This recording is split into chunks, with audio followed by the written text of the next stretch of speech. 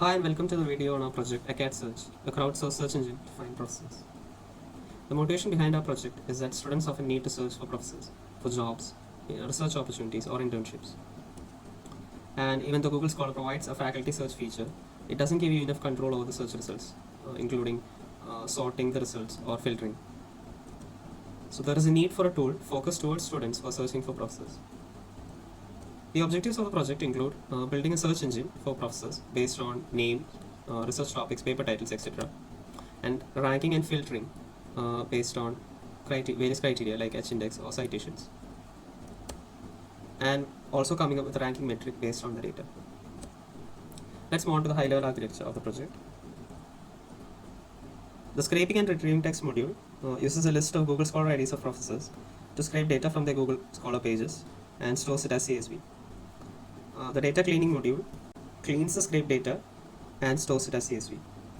The building index module uses the clean data to build two inverted indices, one for names and affiliations, and the other for research topics and paper titles, and stores them as JSON.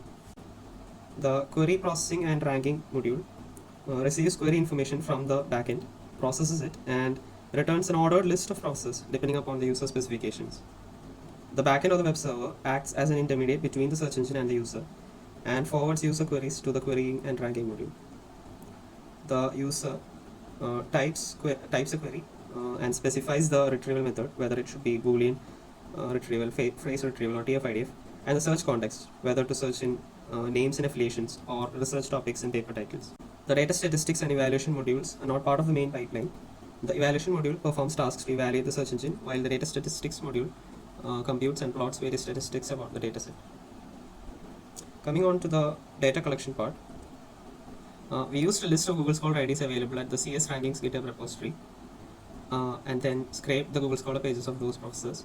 So the repository had around 20,000 professors, but out of which only 16,500 had Google Scholar pages, so only those could be scraped, out of which lots of entries were redundant or had issues like corruptions, and after cleaning we had around 13,200 entries. So the data scraped for each professor is listed below. So a major challenge was avoiding getting blocked, and we did it by passing request headers to appear as a browser, and also by adding random delays of around 1 to 3 seconds between requests, and we also divided the task across multiple IP addresses. Now let's move on to the pre-processing part. So the scraped data had to be cleaned to remove redundant entries because some professors appeared multiple times in the CS rankings list. And also some Google Scholar pages did not follow the same HTML conventions, so we had to remove some corruptions using regular expressions. And before building an index, we did some pre-processing on the text, which included converting to lowercase, stemming, and removing stop words. This helps to make our search engine more flexible in terms of matching. Let's have a look at some data statistics. So these are some basic statistics about the dataset. There are more than 13,000 professors, around 9,000 institutions, around 9 lakh publications, and the average number of publications per professor is around 80, and the size of data after cleaning was 232 MB. And here are some statistics that show that most of the professors have provided their affiliation, homepage, and verified their email for their Google Scholar accounts. These are some statistics about the number of citations, I-10 index and H-index for both overall and last 5 years. So we can see that the mean is always higher than the median in all three cases, indicating a positively skewed distribution. This is a plot between the number of words having frequency k and k, and it shows that the number of words with frequency k as a function of k obeys a power law distribution. Coming on to the indexing part, we created two inverted indices, one for research topics and paper titles, and the other for names and affiliations. So the inverted index looks something like this. So if the words were machine and learning, they would be converted to these forms by the text pre-processing part. And so the inverted index is basically a dictionary where the keys are words and the values are lists of pairs, where each pair represents the document in which the word appears, or the professor for which the word appears, and the position at which the word appears. So for example, this pair here means that the word machine appears in Professor 0 at the 12th position, and in Professor 3 at the 16th position, and that the word learn appears in Professor 0 at the 13th position, and in Professor 3 at the 17th position. Moving on to querying and ranking, we implemented Boolean retrieval, which has two variations. One, the AND retrieval, which returns professors that contain all the words from the query, and the OR variation, which returns professors that contain at least one word from the query. We have also implemented phrase retrieval, which allows users to search for exact matches for phrases. Like I could search for exact matches of the entire phrase machine learning or data science.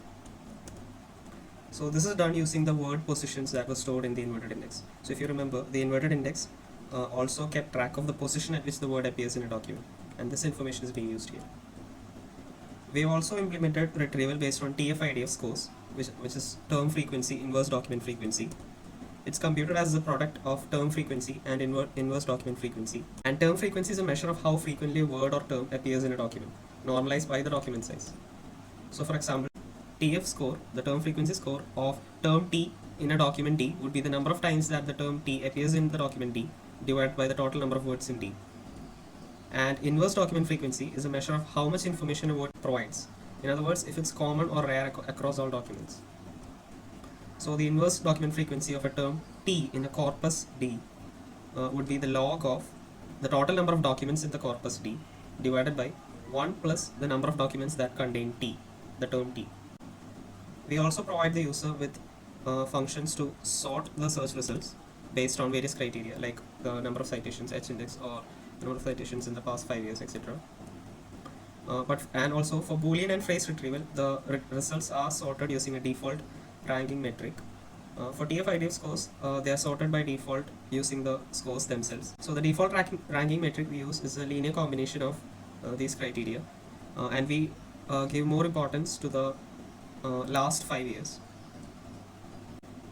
The web server was built using Flask and acts as an interface for users to use the search engine. We have hosted it on pythonanywhere.com. This flowchart shows the workflow. So the user selects the retrieval method, search context, and enters a query. This information is given by the backend to the querying and ranking module. And based on the retrieval method, whether it's Boolean, phrase, or TF-IDF, and based on the search context, the appropriate functions are being called on the appropriate inverted indices, and then the matched page IDs, that is the matched professors list, is passed on to a function that reads the information of all those professors and directs that information back to the web server, and then it's displayed back on the user's browser. Now let's see how we have evaluated our search engine. The first metric we used is the median rank, which is the median of the ranks achieved by the ground truth or exact match among the search results, and we do this over a large number of searches.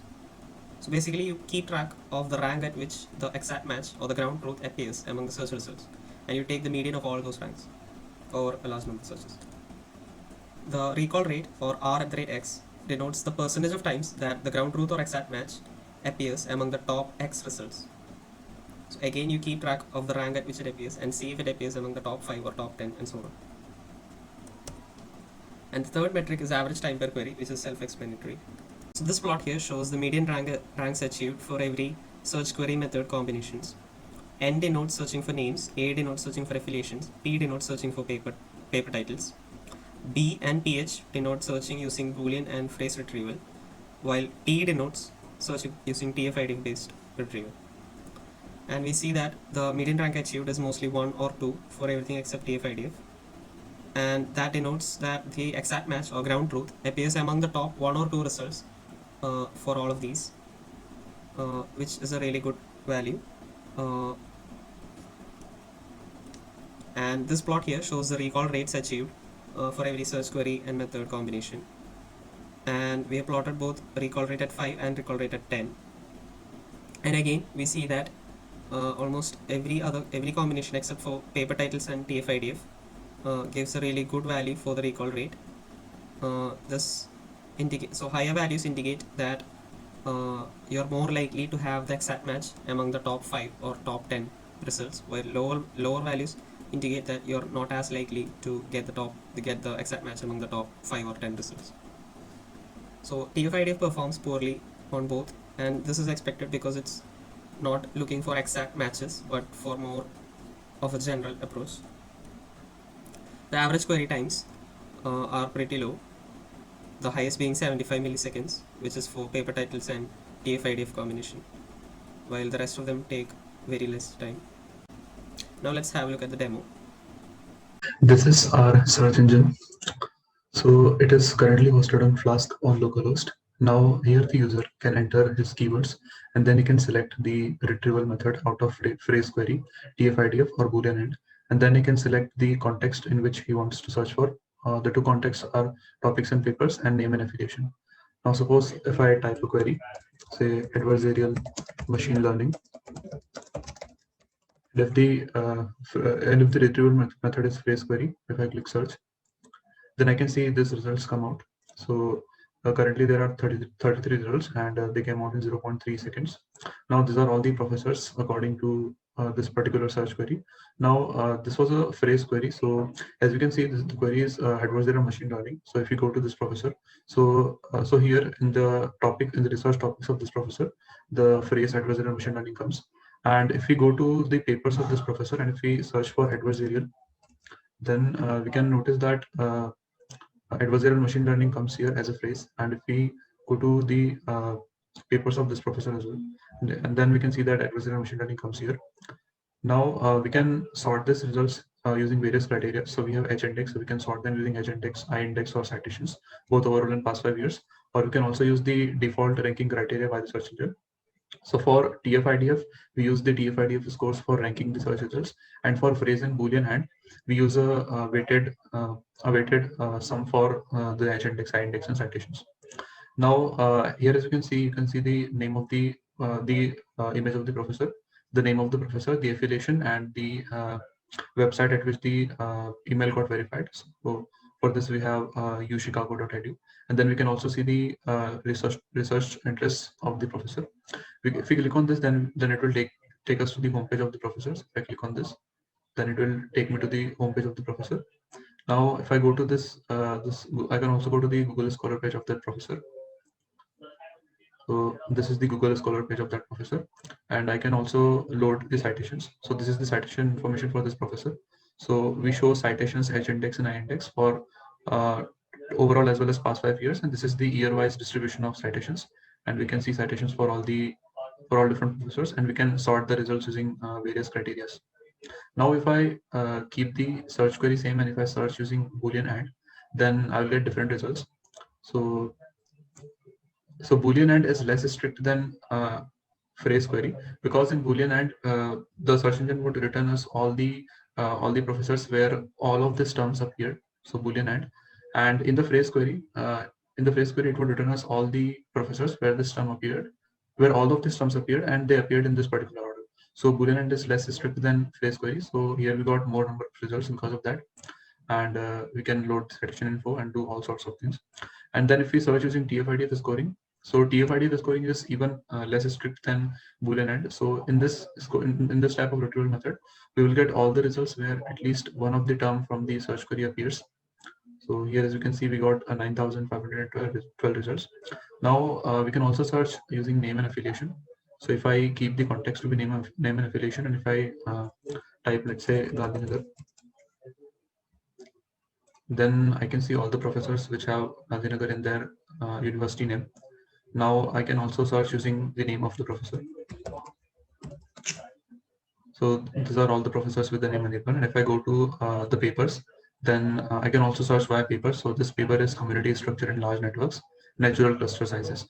And then if I search using this paper, so the paper is community structures in large networks, and then natural. So I'm not writing the entire paper, but writing some subset of it.